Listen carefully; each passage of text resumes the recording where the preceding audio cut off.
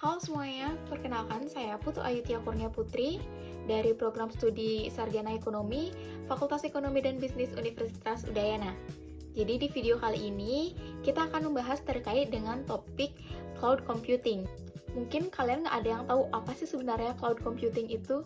Padahal untuk keseharian kita selalu menggunakan yang namanya teknologi cloud computing itu. Mungkin contohnya itu secara tidak sadar kita akan memerlukan suatu teknologi untuk menyimpan foto, menyimpan video, dan juga dokumen atau lain sebagainya.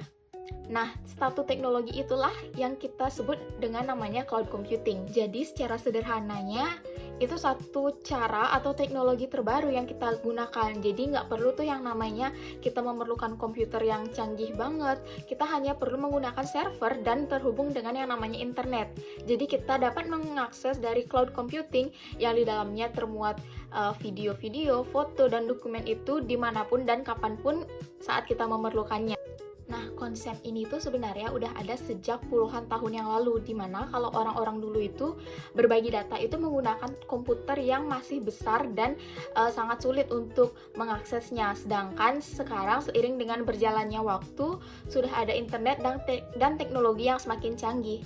Jadi di sini mulailah tercipta yang namanya teknologi-teknologi atau cloud computing seperti yang biasa kita gunakan, contohnya itu seperti Google Drive, email, Dropbox, dan juga yang lain-lainnya. Nah, untuk model penerapannya itu juga ada beragam. Yang pertama itu ada public cloud, yang mana bisa digunakan oleh semua orang. Yang kedua itu ada private cloud, yang mana ini tuh dikhususkan untuk satu individu atau sebuah organisasi saja. Dan juga ada gabungan dari kedua ini yang disebut dengan namanya hybrid cloud, yang mana ini tuh sebenarnya fleksibel, tetapi memang agak rumit dalam pengelolaannya.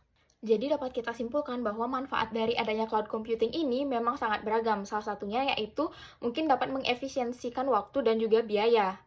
Nah, contohnya saja perusahaan besar seperti Gojek itu pasti memerlukan yang namanya perangkat untuk menyimpan data-data yang mereka punya dalam menjalankan sistemnya. Namun di balik adanya manfaat yang beragam itu, pasti suatu sistem itu juga memiliki kelemahannya. Contohnya itu mungkin dalam bidang privasinya dan juga pelayanannya.